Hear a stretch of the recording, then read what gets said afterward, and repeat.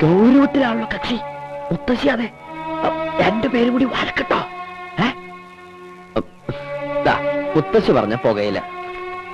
സുകുമാരന്റെ അനിയന് ചായ ഉണ്ടാക്കി ആരതിയെന്ന് വന്നുടനെ മുത്തശ്ശി പറഞ്ഞില്ലെങ്കിലും ഒരു ചായ കുടിക്കാനുള്ള മൂടുണ്ട്. പാലല്ലെങ്കിൽ കട്ടനായാലും മതി. സുകുമാരന്റെ അനിയൻ പറഞ്ഞുകൊണ്ട് തെറ്റിദ്ധരിക്കരുത്. എന്താ മുത്തശ്ശി? അല്ല, ഒന്നും ഉണ്ടായിട്ടല്ല. സുകുമാരന്റെ അനിയൻ നല്ല കുട്ടിയൊക്കെ തന്നെയാ. എന്നാലും വേണ്ട, എന്തിനാ ആൾക്കാരെ കൊണ്ട് അതും ഇതൊക്കെ പറയിക്കാൻ ഇടയാക്കണത്? പെൺകുട്ടികൾ മാത്രമുള്ള വീടാണിത്. എന്തെങ്കിലും ആവശ്യമുള്ളപ്പോ മാത്രം ഇങ്ങോട്ട് വന്നാ മതി.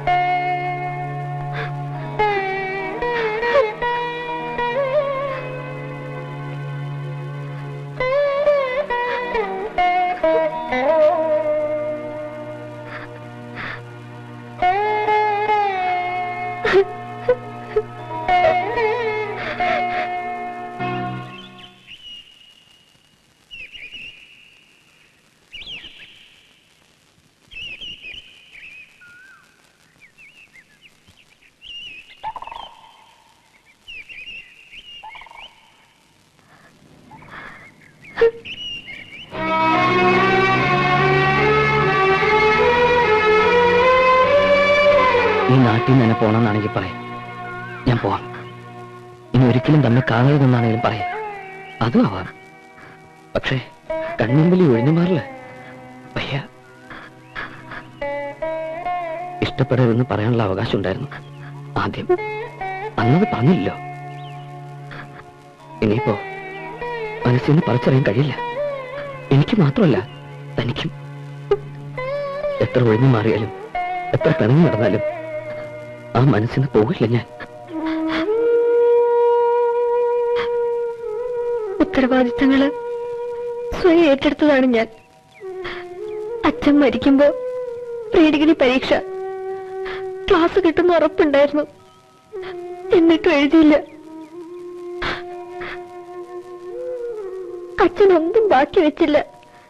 മക്കൾക്ക് തന്ന സ്നേഹവും കുറെ കടങ്ങളും അല്ലാതെ. ഇച്ചേച്ചിയും ചെറിയച്ചയും പാവങ്ങളാ. അവരെ സങ്കടപ്പെടുത്തിയിട്ട് എനിക്ക് മാത്രം ഒരു സന്തോഷം വേണ്ട. എന്നെങ്കിലും അവർക്ക് അവരുടേതായൊരു ജീവിതം ഉണ്ടാവണ വരെ അവർക്ക് വേണ്ടി എനിക്ക് ജീവിക്കണം. അതിനുവേണ്ടി ഉപേക്ഷിക്കാൻ എനിക്ക് ഈ സ്നേഹമുള്ളൂ. തന്റെ സന്തോഷം മാത്രമല്ല, സങ്കടം പങ്കുവെക്കാനാ ഞാൻ സ്നേഹിച്ചത്. കേസ് തോറ്റാ ഇറങ്ങി കൊടുക്കേണ്ടി വരും. ഓടുന്നു പൈസ മുത്തശ്ശിനും കൊണ്ട് എങ്ങോട്ട് പോകും നിങ്ങൾ? അറിയില്ല. ഒരു പക്ഷെ ഒരു ദിവസം രാവിലെ പത്രത്തിലൊരു വാർത്ത, വെറുതെ നഷ്ട മക്കള്. വേണ്ട, കൂടുതൽ പറയണ്ട.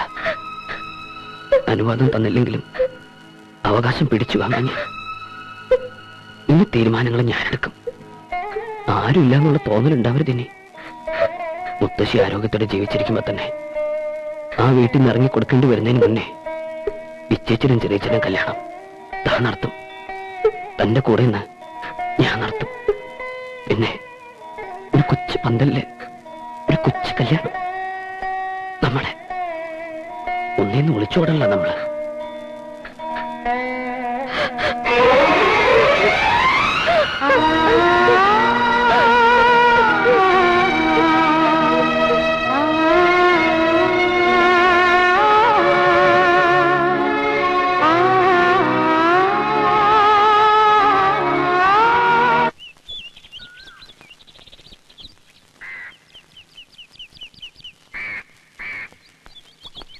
മൂന്ന് ജോഡി ചെരുപ്പ് തേഞ്ഞു. ഇനി ഇത് കയ്യിലെടുത്ത് നടക്കാനാ പാവം. പോയ കാര്യം എന്തായാലും അങ്ങോട്ടി? ഇന്നിപ്പോ തിരുവില്ലാമല, ഇന്നലെ പ്ലാപ്പറ്റ, മിനിഞ്ഞാന്ന് മാറഞ്ചേരി. പീടികയിലൊന്നും നിർത്തിയിട്ട് പോവാൻ ഒരാളെ കിട്ടാണ്ടായി. അതാ ഇപ്പൊ ഏറ്റവും വലിയ പ്രശ്നം. രാവിലെ പീടിക തുറന്ന കൃത്യമായിട്ട് ബ്രോക്കർ ശങ്കരൻകുട്ടി ഹാജര്. നേരെ വിടുക മണ്ണാർക്കാട്ടേക്ക്. അവിടെ ഒരു ചെക്കനുണ്ട്, നോക്ക പോയി. ചെന്നപ്പോ ചെക്കന്റെ കുട്ടിയുടെ ചോറൂണ്, പിന്നെ സദ്യ കൊണ്ട് പോന്നു. ആ ബ്രോക്കറുടെ മുടിഞ്ഞ പഴയ ഡേരി ഒന്ന് മാറ്റാൻ പറഞ്ഞ മാറ്റമില്ല. താൻ കാര്യം പറയരാ മുട്ടി. ആ പറയാ ഏടത്തിയേ, ഇത്തിരി തണുത്ത വെള്ളം വേണേ. കൊന്ന് തണുക്കട്ടെ. നാട്ടുകാരിപ്പൊ എന്റെ ഒരു പേര് വിളിക്കാൻ തുടങ്ങിയിട്ടുണ്ട്. കേൾക്കണം നിനക്ക്? Broker tailor. കേൾക്കാൻ നല്ല സുഖമുള്ള പേരല്ലേ? ഈ എലിസബത്ത് ടൈലർ എന്നൊക്കെ പറഞ്ഞ പോലെ.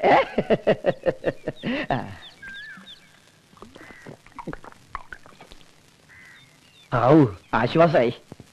ഇനി കടുപ്പത്തിൽ ഒരു ചായ. ആനയെ തിന്നാനുള്ള വിശപ്പുണ്ട്. തൽക്കാലം നമുക്കൊരു കോഴിയിൽ ഒതുക്കാം അല്ലേ?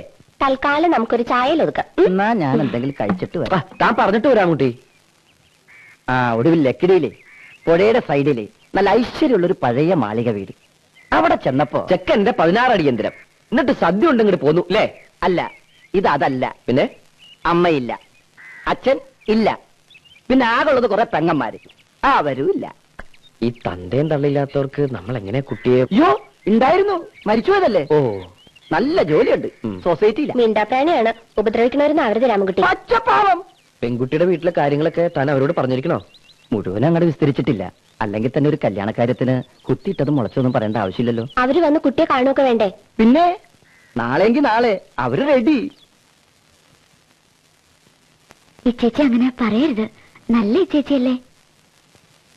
ഞങ്ങൾ എത്ര ആശിക്കണതാ ഇച്ചേച്ചിയുടെ കല്യാണം നടക്കാൻ.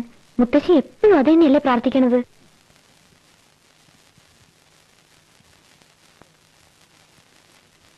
ഇത് നല്ല ആലോചനയാ. ഇച്ചേച്ചിക്ക് ആളെ ഇഷ്ടാവും. ഞാനൊന്ന് പറഞ്ഞു നോക്കട്ടെ. എന്തായി ചേച്ചി ഇത്? ഈശ്വര, ഈ കല്യാണം എന്നൊക്കെ പറയണത് സന്തോഷിക്കേണ്ട കാര്യമല്ലേ? അതിനെന്തിനെത്ര വിഷമിച്ചിരിക്കണത്? ഒക്കെ അങ്ങോട്ട് സമ്മതിക്ക, ഒരു പ്രശ്നമില്ല. നല്ല ചെക്കനാണ് വരുന്നത്. ഇപ്പോ ഒക്കെ വെറുതെ തോന്നും. കല്യാണമൊക്കെ കഴിഞ്ഞ് ഭർത്താവിന്റെ കൂടെ കുട്ടികളൊക്കെ ഒക്കെ തെളിച്ച് ഇങ്ങനെ നടക്കുമ്പോ ഇച്ചേച്ചിക്ക് തോന്നും, അയ്യേ ഞാൻ അന്ന് കരഞ്ഞത് എത്ര വിഡിത്തമായെന്ന്. വിഡിത്തം എങ്ങനെ പറയാ? വിഡിത്തമായെന്ന്. തൽക്കാലം നീ വിഡിയാകും, ഞാൻ പറഞ്ഞ് മനസ്സിലാക്കിക്കോട്ടെ. ഇപ്പൊ ഞാൻ വിഡിയാവും, കുറച്ച് നീ ആവണം. ഇച്ചേച്ചി, ഇതൊരു ലൈഫിന്റെ ഒന്നും മിണ്ടരുത്, സംസാരിക്കരുത്, ഇനി ഒരു വാക്കുപോലും മിണ്ടരുത്. ചിരിച്ച് ഇവിടെ